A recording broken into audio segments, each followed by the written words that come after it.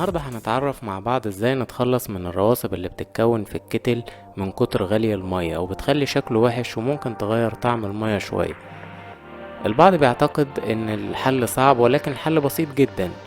بنجيب ربع كوباية من الخل اي نوع وبنحطها في الكتل.